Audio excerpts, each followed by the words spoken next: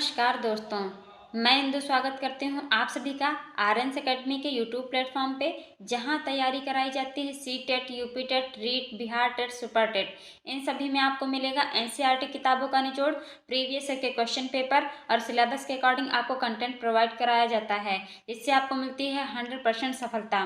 तो आइए आज टॉपिक शुरू करते हैं, बुद्धि निर्माण एवं बहुआयामी बुद्धि। आशा करती हूँ कि आप सभी लोग स्वस्थ होंगे, सी टेट की तैयारी बहुत अच्छे से कर रहे होंगे। तो चैनल को सब्सक्राइब कीजिएगा, लाइक और शेयर जरूर कीजिएगा। उम्मीद है कि आपके माता पिता बेहतरीन और उम्दा होंगे। तो स्टार्ट करते हैं आज के प्रैक्टिस सेट का पहला क्वेश्चन। पहला क्वेश्चन क्या कहता है कि निम्नलिखित में से किस कथन से बुद्धि एवं बुद्धि परीक्षण के महत्व का पता चलता है। तो ऑप्शन ए, व्यावसायिक मार्गदर्शन में बुद्धि परीक्षण की भूमिका अहम होती है। बिल्कुल सही ऑप्शन। बुद्धि परीक्षणों द्वारा प्रत्येक छात्र की सही उन्नति के मार्ग को प्रशस्त किया जाता है। जी, बुद्धि परीक्षणों के द्वारा प्रत्येक छात्र की सही उन्नति के मार्ग को क्या किया जाता है, प्रशस्त किया जाता है। ये भी सही है। सी कहता है अनुसंधान के विभिन्न घटकों का चयन करना होता है, तो बुद्धि भी एक आधार होता है ताकि कम से कम त्रुटि हो। अनुसंधान का अगर कोई भी घटक हो, उसको चूज करना हो, तो उसमें बुद्धि को एक आधार माना जाता है, जिससे कम से कम त्रुटि हो। तो ऑप्शन इसमें कौन सा सही हो जाएगा। ए कहता है ए एवं बी, बी केवल बी, सी कहता है बी एवं सी, डी ये सभी। तो ऑप्शन कौन सा सही हो जाएगा, ये सभी। ऑप्शन नंबर डी सही हो जाएगा। अब आते हैं अगले क्वेश्चन पे। आजकल बुद्धि परीक्षण का उपयोग शिक्षा जगत में व्यापक रूप से हो रहा है। निम्नलिखित में से कौन सा शिक्षा जगत में बुद्धि परीक्षण के सदुपयोग का एक उदाहरण है। ऑप्शन ए, बुद्धि परीक्षण के आधार पर छात्रवृत्ति सुनिश्चित करना, सही है। बी कहता है बुद्धि परीक्षण के आधार पर छात्रों के लिए अधिगम प्रणाली का चयन करना, सही है। और सी कहता है कि बुद्धि परीक्षण के आधार पर छात्रों को परामर्श देना, ये भी सही है। तो इन तीनों में अगर ये सभी सही हैं, तो ऑप्शन इसमें कौन सा सही हो जाएगा, डी ये सभी। ऑप्शन नंबर डी बिल्कुल सही हो जाएगा। आते हैं अगले क्वेश्चन पे। एक अच्छे शिक्षक के रूप में व्यक्ति को बुद्धि परीक्षण के परिणाम जानने के बाद निम्नलिखित में से किस व्यवहार से बचना चाहिए। कौन से व्यवहार से बचना चाहिए। ए, परिणाम के आधार पर सुधार के लिए परामर्श देना। बी, परिणाम के आधार पर कम बुद्धि वाले बच्चों का चयन कर उन्हें कठिन कार्य से रोकना। सी, बुद्धि परीक्षण का उपयोग अनुसंधान में बच्चों का व्यापक सहयोग लेने के लिए करना। डी, शिक्षक को बुद्धि परीक्षण के परिणाम के आधार पर कोई भी कार्य नहीं करना चाहिए। तो इसमें ऑप्शन कौन सा सही होगा, ऑप्शन नंबर बी, कि परिणाम के आधार पर कम बुद्धि वाले बच्चों का चयन करके उन्हें कठिन कार्य करने से रोकना। ऑप्शन नंबर बी बिल्कुल सही है। आते हैं अगले क्वेश्चन पे। यदि व्यक्ति ने अपने वातावरण से सामंजस्य करना सीख लिया है या सीख सकता है, तो उसमें बुद्धि है। बुद्धि की यह परिभाषा किसने दी थी कि यदि व्यक्ति वातावरण से सामंजस्य रख ले तो उसमें, या फिर रखना सीख ले तो उसमें बुद्धि है कि नहीं है। तो ये ऑप्शन कौन सा इसमें सही हो जाएगा, कैल्विन। ये कथन किसने कहा था, कैल्विन जी ने कहा था। आते हैं अगले क्वेश्चन पे कि बुद्धि के बहुकारक सिद्धांत के मुख्य समर्थक थॉर्नडाइक थे। निम्नलिखित में से कौन सा कथन इस सिद्धांत के अनुरूप है। तो कौन सा कथन इस सिद्धांत के अनुरूप है, पढ़ेंगे। पहला है, बुद्धि कई तत्वों का समूह होती है और प्रत्येक तत्व में कोई सूक्ष्म निहित होता है। तो यही जो सिद्धांत है, ये थॉर्नडाइक मुख्य समर्थक थे बुद्धि के बहुकारक के। यही ऑप्शन बिल्कुल सही ऑप्शन है। बुद्धि कई तत्वों का समूह होती है और प्रत्येक तत्व में कोई सूक्ष्म योग्यता निहित होती है। यहाँ पे जो योग्यता अलग से लिखा है कि कोई सूक्ष्म जो है योग्यता वो निहित होती है। ऑप्शन नंबर ए बिल्कुल सही है। आते हैं अगले क्वेश्चन पे। बुद्धि का द्विकारक सिद्धांत क्या है। तो बुद्धि का द्विकारक सिद्धांत क्या है। बुद्धि कई तत्वों का समूह होते, प्रत्येक तत्व में कोई सूक्ष्म योग्यता निहित होती है, नहीं। कुछ मानसिक क्रियाओं में एक प्रमुख तत्व सामान्य रूप से विद्यमान होता है, जो उन क्रियाओं के कई ग्रुप होते हैं उनमें अपना एक प्रमुख तत्व होता है। सी कहता है व्यक्ति का बौद्धिक कारक अपने अनेक स्वतंत्र योग्यताओं पर निर्भर करता है, किंतु इन स्वतंत्र योग्यताओं का क्षेत्र सीमित होता है। डी कहता है सभी प्रकार के मानसिक कार्य में दो प्रकार की मानसिक योग्यताओं की आवश्यकता होती है।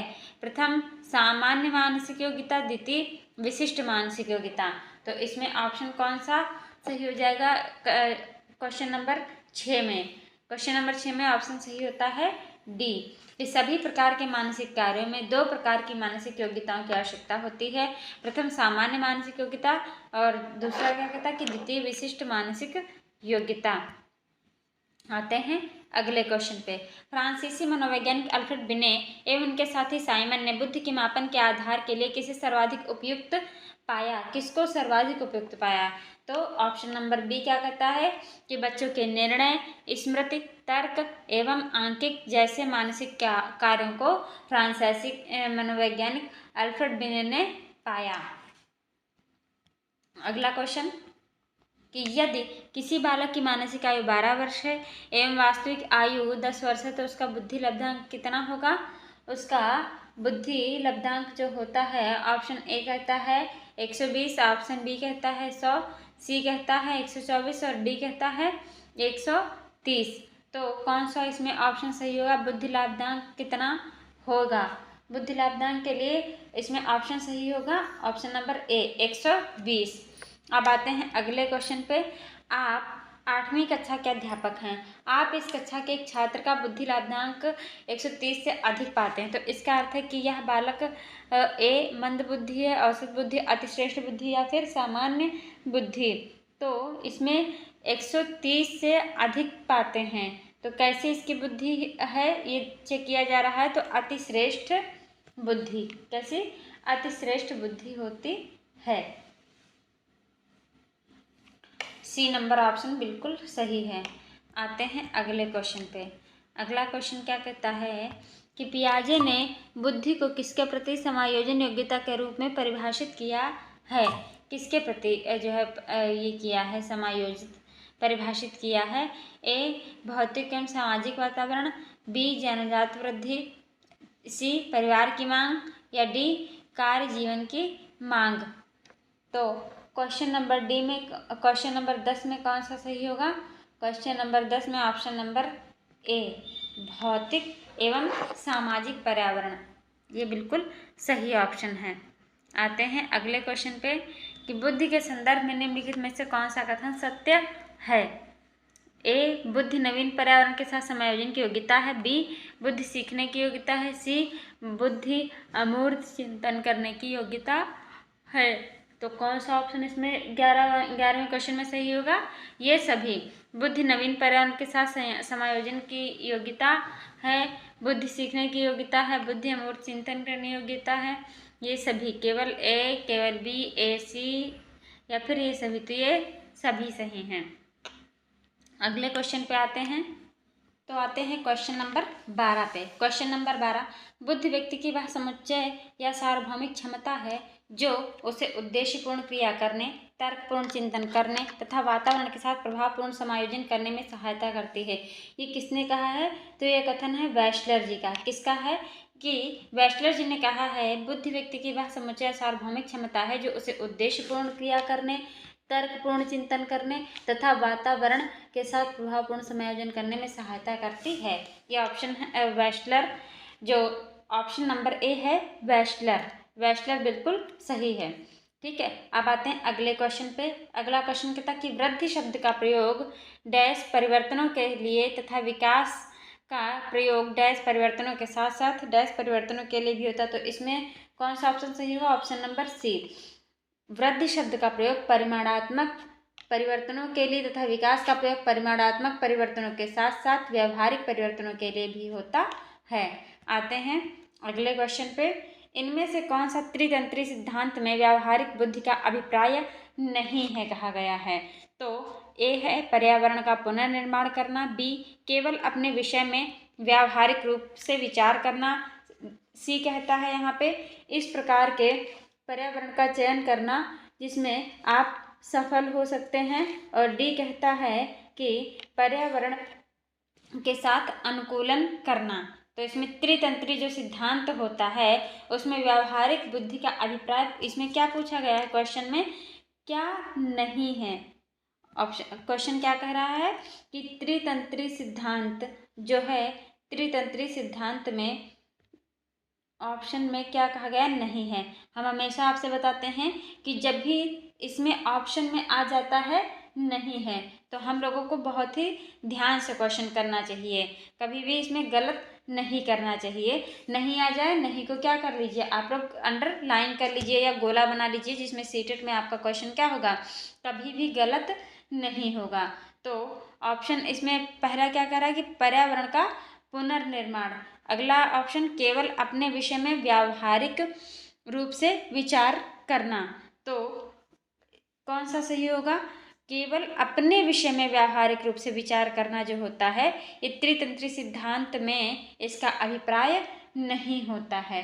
ठीक है, कि केवल अपने विषय के बारे में व्यावहारिक रूप से विचार करना, ये ऑप्शन नहीं कहा गया था, तो नहीं के रूप में आएगा। बाकी त्रितंत्री में ये तीन ऑप्शन बिल्कुल सही होंगे।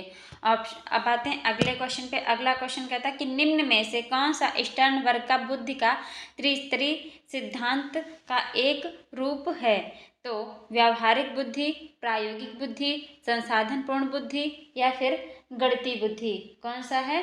तो कहा गया व्यावहारिक बुद्धि, प्रायोगिक बुद्धि, संसाधनपूर्ण बुद्धि या फिर गणितीय बुद्धि। तो इसमें ऑप्शन कौन सा सही होगा, ऑप्शन नंबर ए सही होगा, व्यावहारिक बुद्धि। कौन सा सही होगा, स्टर्नबर्ग का बुद्धि का जो त्रितंत्री सिद्धांत है वो एक रूप किस बुद्धि का है, व्यावहारिक बुद्धि का एक रूप है। अब आते हैं हम लोग अगले क्वेश्चन पे। अगला क्वेश्चन नंबर 16, किसने सबसे पहले बुद्धि परीक्षण का निर्माण किया था। तो किसने सबसे पहले बुद्धि का परीक्षण निर्माण किया, A David Batchelor, B Alfred Binet, C Charles Edward Spearman या फिर डी रॉबर्ट स्टर्नबर्ग। तो ऑप्शन इसमें कौन सा सही होगा, सबसे पहले एल्फ्रेड बिने ने दिया था। बुद्धि परीक्षण किसने दिया है, Alfred Binet. Option number B question number 16 का सही है। अब आते हैं हम अगले क्वेश्चन पे। 17 नंबर, निम्न में से कौन सा कौशल संवेगात्मक बुद्धि से संबंधित है, याद करना, बी गतिक प्रक्रमण, सी विचार करना, डी सहानुभूति देना। तो 17 नंबर क्वेश्चन में कौन सा सही ऑप्शन है, सहानुभूति देना बिल्कुल सही ऑप्शन है। आते हैं अगले क्वेश्चन पे। निम्नलिखित में से कौन सा आलोचनात्मक दृष्टिकोण बहुबुद्धि सिद्धांत से संबंध नहीं, थ्योरी ऑफ मल्टीपल इंटेलिजेंस से क्या है, संबंधित नहीं है। ए यह शोधाधारित यानी शोध आधारित नहीं है, बी विभिन्न बुद्धियां भिन्न भिन्न विद्यार्थियों के लिए विभिन्न पद्धतियों की मांग करती हैं, सी प्रतिभाशाली विद्यार्थी प्रायः एक क्षेत्र में ही अपनी विशिष्टता प्रदर्शित करते हैं, डी इसका कोई अनुभवात्मक आधार नहीं है। तो क्वेश्चन नंबर 18 का ऑप्शन कौन सा सही होगा, ऑप्शन सी होगा सी, प्रतिभाशाली विद्यार्थी प्रायः एक क्षेत्र में ही अपनी विशिष्टता प्रदर्शित करते हैं। ये सी क्यों सही है, क्योंकि यहाँ पे क्या लिखा है, नहीं, क्या लिखा है, नहीं है। बहुबुद्धि का सिद्धांत मतलब बहुबुद्धि सिद्धांत से संबद्ध कौन नहीं है संबंधित, तो प्रतिभाशाली विद्यार्थी प्रायः एक ही क्षेत्र में अपनी विशिष्टता नहीं प्रदर्शित करते हैं, उनके पास तो और भी विशिष्टताएं होती हैं, क्योंकि तो वो तो प्रतिभाशाली हैं। क्वेश्चन नंबर 19, बहुबुद्धि सिद्धांत को वैध माना जा सकता है क्यों माना जा सकता है वैध। ऑप्शन ए, विशिष्ट परीक्षणों के अभाव में भिन्न बुद्धियों का मापन संभव नहीं है, यह सभी 7 बुद्धियों को समान महत्व नहीं देता, सी यह केवल अब्राहम मैस्लो के जीवन भर के शुद्ध अनुभवात्मक अध्ययन पर आधारित है, डी यह सर्वाधिक महत्वपूर्ण सामान्य बुद्धि जी के अनुकूल नहीं है। तो क्वेश्चन नंबर 19 का ऑप्शन कौन सा सही होगा, ए विशिष्ट परीक्षणों के अभाव में भिन्न बुद्धियों का मापन संभव नहीं है, इसको वैलिड यानी वैध नहीं माना जा सकता है। ठीक है, आते हैं अगले क्वेश्चन पे। क्वेश्चन नंबर 20 क्या कहता है कि किसके अतिरिक्त बुद्धि के निम्नलिखित पक्षों को स्टर्नबर्ग त्रितंत्र के सिद्धांत में संबोधित किया गया है, ए संदर्भगत, बी अवयवभूत, सी सामाजिक, डी अनुभाविक। तो क्वेश्चन नंबर 20 में कौन सा सही है, सामाजिक। क्या है, सामाजिक के अतिरिक्त बुद्धि के निम्नलिखित पक्षों को स्टर्नबर्ग त्रितंत्र के सिद्धांत में संबोधित किया गया है। अगले क्वेश्चन पे आते हैं। हार्वर्ड गार्डनर का बुद्धि का सिद्धांत किस पर बल देता है, ए शिक्षार्थियों में अनुबंधित कौशलों, बी सामान्य बुद्धि, सी विद्यालय में आवश्यक समान योग्यताओं, डी प्रत्येक व्यक्ति की योग्यताओं। तो इसमें कौन सा ऑप्शन सही होगा, हार्वर्ड गार्डनर का जो बुद्धि का सिद्धांत है वो किस पर आधारित है, तो प्रत्येक व्यक्ति की योग्यताओं। ऑप्शन नंबर डी बिल्कुल सही है, प्रत्येक व्यक्ति की योग्यताओं पर। अगला क्वेश्चन कहता है, निम्न में से कौन सा कथन बच्चे के विकास में परिवेश की भूमिका का समर्थन करता है? ऑप्शन ए, कुछ शिक्षार्थी सूचनाओं का जल्दी प्रक्रमण करते हैं जबकि उसी कक्षा के अन्य विद्यार्थी ऐसा नहीं कर पाते। बी, पिछली कुछ दशाब्दियों में बुद्धि लाभांक परीक्षा में शिक्षार्थियों के औसत प्रदर्शन में लगातार वृद्धि हुई है। सी, एक समान जुड़वा बच्चे जिनका लालन पालन भिन्न घरों में हुआ है तथा उनकी बुद्धि लब्धि 0.75 के समान उच्च है। डी, शारीरिक रूप से स्वस्थ बच्चे अक्सर नैतिक रूप से अच्छे पाए जाते हैं। तो इसमें कौन सा ऑप्शन सही होगा? ऑप्शन नंबर बी, पिछले कुछ दशाब्दियों में बुद्धि लब्धांक परीक्षा में शिक्षार्थियों के औसत प्रदर्शन में लगातार क्या हुई है? वृद्धि हुई है। अब बच्चों का क्या है? मानसिक जो विकास है वो और डेवलप हो रहा है, कंटिन्यू बढ़ ही रहा है। जो बुद्धि सिद्धांत, अगला क्वेश्चन कहता है कि जो बुद्धि सिद्धांत बुद्धि में सम्मिलित मानसिक प्रक्रियाओं जैसे पराघटक और बुद्धि द्वारा लिए जा सकने वाले विविध रूपों जैसे सृजनात्मक वृद्धि को शामिल करता है, वह क्या है? ऑप्शन ए, स्पीयरमैन का जी कारक। बी, स्टर्नबर्ग का बुद्धिमत्ता का त्रितंत्र सिद्धांत। सी, बुद्धि का सामवेद सिद्धांत। डी, थर्स्टन की प्राथमिक मानसिक योग्यताएं। तो इसमें कौन सा ऑप्शन सही हो जाएगा? क्वेश्चन नंबर 23 में सही है बी ऑप्शन, स्टर्नबर्ग का बुद्धिमत्ता का त्रितंत्र का सिद्धांत बिल्कुल सही है। आते हैं अगले क्वेश्चन पे। बुद्धि लब्धांक के आधार पर विभिन्न समूहों में विद्यार्थियों का वर्गीकरण उनकी स्वगरिमा को डैश क्या करता है और उनके शैक्षणिक निष्पादन को क्या करता है? बढ़ाता है या घटाता है? घटाता है या बढ़ाता है? ठीक है, या फिर घटाता है प्रभावित नहीं करता है। तो इसमें ऑप्शन हमारा 24 में कौन सा सही हो जाएगा? ऑप्शन नंबर डी, कि बुद्धि लब्धांक के आधार पर विभिन्न समूह में विद्यार्थियों का वर्गीकरण उनकी स्वगरिमा को घटाता है और उनके शैक्षणिक निष्पादन को प्रभावित नहीं करता है। यहाँ पे डैश रहेगा, निष्पादित को प्रभावित नहीं करता है। आते हैं अगले क्वेश्चन पे। दो जुड़वा भाइयों में से एक को सामाजिक आर्थिक रूप से धनाढ्य परिवार द्वारा गोद लिया जाता है और दूसरे को एक निर्धन परिवार द्वारा। 1 वर्ष के बाद उनके बुद्धि लब्धांक के बारे में निम्नलिखित में से क्या अवलोकित होने की सर्वाधिक संभावना है? ए, धनी सामाजिक आर्थिक परिवार वाले लड़के की अपेक्षा निर्धन परिवार वाला लड़का अधिक अंक प्राप्त करेगा। बी, सामाजिक आर्थिक स्तर बुद्धि लाभांक को प्रभावित नहीं करता है। सी, निर्धन परिवार वाले लड़के की अपेक्षा धनी सामाजिक आर्थिक परिवार वाला लड़का अधिक अंक प्राप्त करेगा। डी, दोनों समान रूप से अंक प्राप्त करेंगे।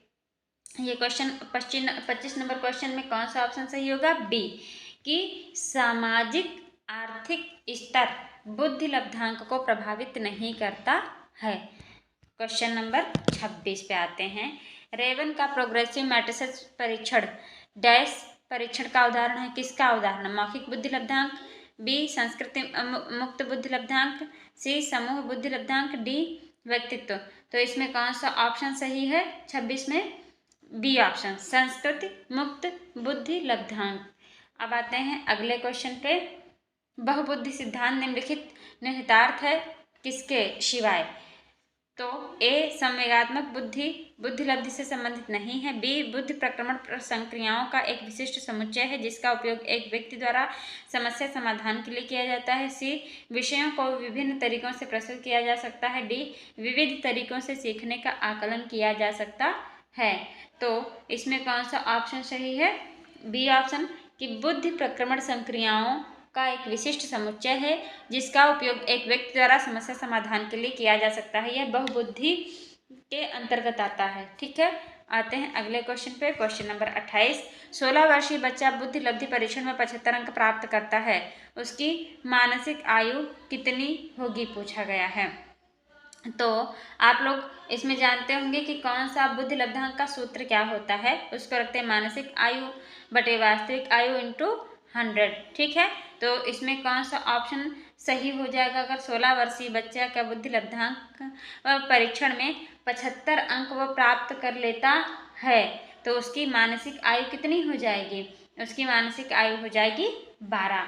और इसको फॉर्मूले में जब रखेंगे मानसिक आयु बटे वास्तविक आयु गुणे 100 तो आपको ये आंसर प्राप्त हो जाएगा। ठीक है, आते हैं अगले क्वेश्चन पे। अगला क्वेश्चन, तार्किक गणितीय बुद्धि किससे संबंधित है? द्विकारक सिद्धांत, कारक सिद्धांत, पदानुक्रमिक सिद्धांत या फिर बहुबुद्धि सिद्धांत। किससे जो है तार्किक गणितीय बुद्धि सिद्धांत जो है वो संबंधित है? तो बहुबुद्धि सिद्धांत से संबंधित है तार्किक गणितीय बुद्धि।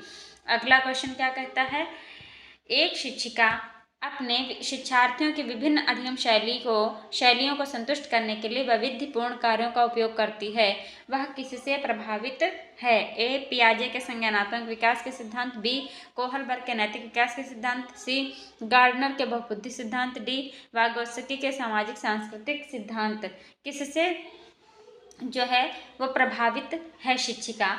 इसमें ऑप्शन कौन सा होगा? गार्डनर के बहुबुद्धि सिद्धांत से वो शिक्षिका क्या है? प्रभावित है, जो कि शिक्षार्थियों के विभिन्न अधिगम शैलियों को संतुष्ट करने के लिए वैविध्य कार्यों का प्रयोग करती है। आते हैं अगले क्वेश्चन पे। अगला क्वेश्चन, बहुविध बुद्धि सिद्धांत के अनुसार सभी प्रकार के पशुओं, खनिजों और पेड़ पौधों को पहचानने और वर्गीकृत करने की योग्यता क्या कहलाती है? तार्किक गणितीय बुद्धि, प्राकृतिक बुद्धि, भाषिक बुद्धि, स्थानिक बुद्धि। तो क्या कहलाती है? बी, प्राकृतिक बुद्धि कहलाती है। अगला क्वेश्चन, अधिकांश व्यक्तियों की बुद्धि औसत होती है, बहुत कम लोग प्रतिभा संपन्न होते हैं और बहुत कम व्यक्ति मंद बुद्धि के होते हैं। यह कथन किसने कहा है? यह कथन किसके प्रतिस्थापित सिद्धांत पर आधारित है? बुद्धि और जातीय विभिन्नताओं, बी, बुद्धि के वितरण, सी, बुद्धि की वृद्धि, डी, बुद्धि और लैंगिक विभिन्नताओं। किस पर आधारित है? तो ऑप्शन नंबर बी, बुद्धि के वितरण पे संबंधित है। अधिकांश व्यक्तियों की बुद्धि औसत होती है, बहुत कम लोग प्रतिभा संपन्न होते हैं, बहुत कम व्यक्ति मंद बुद्धि के होते हैं। ये कथन बुद्धि के वितरण के प्रतिस्थापित सिद्धांत पर आधारित है। आते हैं अगले क्वेश्चन पे। निम्न में से कौन सा बुद्धिमान बच्चे का लक्षण नहीं है? ए, वह जो लंबे निबंधों को बहुत जल्दी रटने की क्षमता रखते हैं, बी, वह जो प्रवाहपूर्ण एवं उचित तरीके से संप्रेषण करने की क्षमता रखते हैं, सी, वह जो अमूर्त रूप से सोचता रहता है, वह, डी, वह जो नए परिवेश में स्वयं को समायोजित कर सकते हैं। तो इसमें कौन सा सही होगा? ऑप्शन नंबर ए, वह क्या लक्षण नहीं है? देखो पूछा है इसमें तो नहीं, क्या वह जो लंबे निबंधों को बहुत जल्दी रटने की क्षमता रखते हैं। तो इसमें बुद्धिमान बच्चे का लक्षण नहीं होता कि वो रट करके जल्दी से निबंध को वो करें। आते हैं अगले क्वेश्चन पे। निम्नलिखित में से कौन बुद्धि की परिभाषा नहीं है? इसमें भी क्या पूछा? नहीं है। तो ए ऑप्शन, बुद्धि कार्य करने की एक विधि है, बी, बुद्धि ज्ञान अर्जन करने की क्षमता है, सी कहता है जीवन की अपेक्षाकृत नवीन परिस्थितियों से अपना सामंजस्य करने की व्यक्ति की योग्यता ही बुद्धि है, डी, राजनीतिक, आर्थिक एवं सामाजिक शक्ति प्राप्त करने के लिए प्रयुक्त उक्त बुद्धि है। तो इसमें ऑप्शन कौन सा सही होगा? ऑप्शन नंबर डी, राजनीतिक, आर्थिक एवं सामाजिक शक्ति प्राप्त करने के लिए प्रयुक्त उक्त बुद्धि है। तो ऑप्शन नंबर डी क्या हो जाएगा? बिल्कुल सही हो जाएगा, क्योंकि ये इसमें पूछा गया है नहीं है। ठीक, आते हैं अगले क्वेश्चन पे। आजकल बुद्धि परीक्षण का उपयोग शिक्षा जगत में हो रहा है। बुद्धि परीक्षण का निम्नलिखित में से कौन सा उपयोग बालक के विकास के दृष्टिकोण से सही नहीं है? इसमें भी क्या पूछ लिया? नहीं। ए, शैक्षिक मार्गदर्शन, बी, बुद्धि परीक्षण के परिणाम के आधार पर अधिक बुद्धि वाले बालकों पर अन्य बालकों की तुलना में अधिक ध्यान लगाना, सी, अच्छी अधिगम प्रणाली के प्रयोग के लिए बुद्धि परीक्षण करना, डी, बुद्धि परीक्षण के आधार पर छात्रों का वर्गीकरण करना। तो इसमें कौन सा ऑप्शन सही होगा? बी, बुद्धि परीक्षण के परिणाम के आधार पर अधिक बुद्धि वाले बालकों पर अन्य बालकों की तुलना में अधिक ध्यान देना। यह ऑप्शन बिल्कुल सही हो जाएगा। आते हैं अगले क्वेश्चन पे। एक ही कक्षा शिक्षण का निष्पादन भिन्न भिन्न होता है। निम्नलिखित में से कौन सा कारण इसके लिए सर्वाधिक उत्तरदायी हो सकता है? ए, छात्रों की बुद्धि में अंतर, बी, छात्रों के प्रेरणा में अंतर, सी, छात्रों की रुचि में अंतर, डी, छात्रों की शारीरिक शक्ति में अंतर। तो ऑप्शन नंबर ए, छात्रों की बुद्धि में अंतर, ये क्या है? इसके लिए सर्वाधिक उत्तरदायी हो सकता है कि एक ही कक्षा का निष्पादन भिन्न भिन्न होता है। इसमें कौन सा कारण है कि हर छात्र की बुद्धि में डिफरेंस होता ही होता है। तो ये क्लास आज यहीं समाप्त होती है। सभी लोग चैनल को सब्सक्राइब कीजिएगा, लाइक और शेयर कीजिएगा। कमेंट में ज़रूर लिखकर बताइएगा कि क्लास आपको कैसे लगी। Thanks for watching.